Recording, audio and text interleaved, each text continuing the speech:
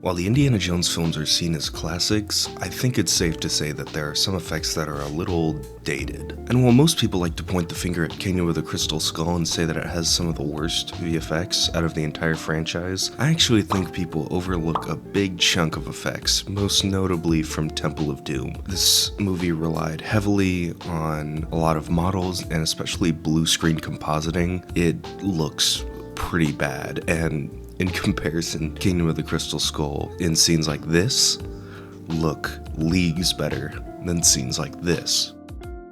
And today I wanted to talk about one particular shot that has always bugged me about Temple of Doom, and that is this shot of Indy, Shorty, and Willie walking through this ominous cave, which what seems to be a large skull appearing out of the natural rocks. Now, I think in concept, this shot is super cool. In fact, Steven Spielberg loved the concept drawing for this so much that he basically told the crew to translate it directly into the movie. You can see here that even though this little rough sketch isn't exactly what we see, as soon as it gets turned into a matte painting, it's basically a cut and dry translation. Now, like I said, I really like the idea of this shot, but I do think the execution was a little meh. Most notably because while there is a matte painting there, they also built a full model set in front of it to add a lot more depth, and even added a little bit of lighting there and some steam and just a bunch of little things. However, it just doesn't feel right. The actors are composited in, but they're not color corrected, so they look very out of place. The steam doesn't really match the background, and also you lose all of the dimensionality from this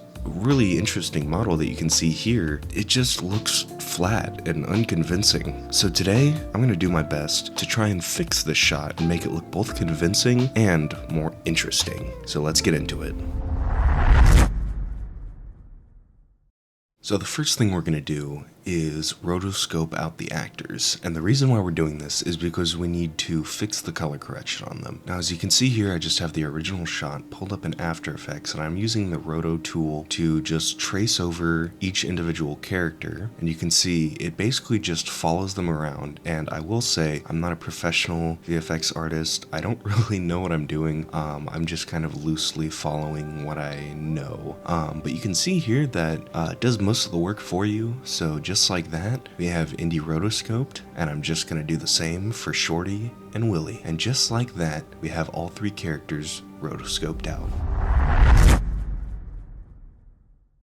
Now that we have the actors rotoscoped out, it's time to get the scene ready. So basically my main idea here is I want to add a parallax zoom. Now if you're not sure what that is, it's basically a type of camera movement for 2D animation where an image is separated into multiple layers and then spaced apart so that a camera can basically move forward and give the illusion of a 3D space. As far as I'm concerned, this was pioneered by Walt Disney in the early animation days of Disney. It was pretty groundbreaking. It set the stage for a lot of interesting new animation techniques, but we're going to be using it here to bring some life back into the shot. So you can see here in After Effects, I have all my layers here, and basically each one of these is a separated version of the original frame, which I've removed the characters from. I've just done a little bit of basic work to turn each one of these into a whole image. You're not gonna see any of this stuff really, it's just to fill in the tiny gaps when the camera is moving. Now you can see that if I move any of these, they'll either disappear because they're actually going behind the image and behind it. You can also see that the very front image looks smaller, but that's actually because it's sized down to fill the frame. Now basically what we're going to do here is just import our rotoscoped actors, and you can see I've just done a little bit of color correction, nothing too hard, just something to match the background a lot better, and it's already looking pretty good. You can see when I scroll through here, you can already see the zoom that I added. You can also see when I added the smoke, I actually doubled the layer and blurred it, so it almost looks as if there's more atmosphere here, and I did the same for the little plume behind it. Actually on the plume in the background, I actually brought it forward so that the characters pass behind the blurred part, so it looks like there's more atmosphere there. Now to just finish up this shot here, since I've done most of the work, I'm just going to do a little bit of stuff. Now besides adding in some smoke, which I've also done color correction on, the thing I want to do here is two main things. Number one, I want to add some shadows on Indy, Shorty, and Willie because they just look too bright and they don't really look like they're inside of the scene. And the other thing I want to do is the rotoscoping is a little weird when you see the characters. They kind of disappear in some parts, so I'm going to draw a little stalagmite and place it over them and match it with that layer so that they don't just disappear. Now the other thing that I did was add a little bit of flickering lights. This was pretty simple, just a mask drawn over one of the layers, and I just turned up the brightness and lowered it and just repeated that over and over again.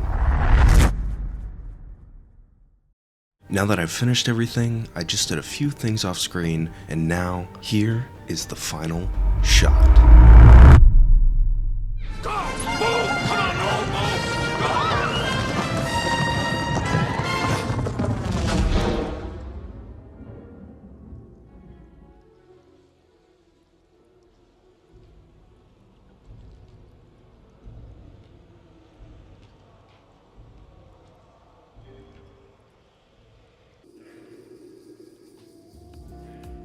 Well, I really hope you guys enjoyed this video. I had a lot of fun making this and experimenting with new techniques. Personally, I don't know a lot about After Effects. I really only know how to use Photoshop and Premiere Pro, so it was really fun for me to do this project and kind of remaster this shot. Obviously, I know a lot of people really don't like it when directors and people go back and change old shots, but personally, I think this shot needs it. It's just too messy, and really I wouldn't mind if Steven Spielberg and George Lucas went back and fixed some of the weird blue screen in this movie, but there's also a lot of charm to it too. So anyways, let me know what you think of it, leave a like, and share it if you enjoyed. But I'll see you guys in the next video. Fortune and glory.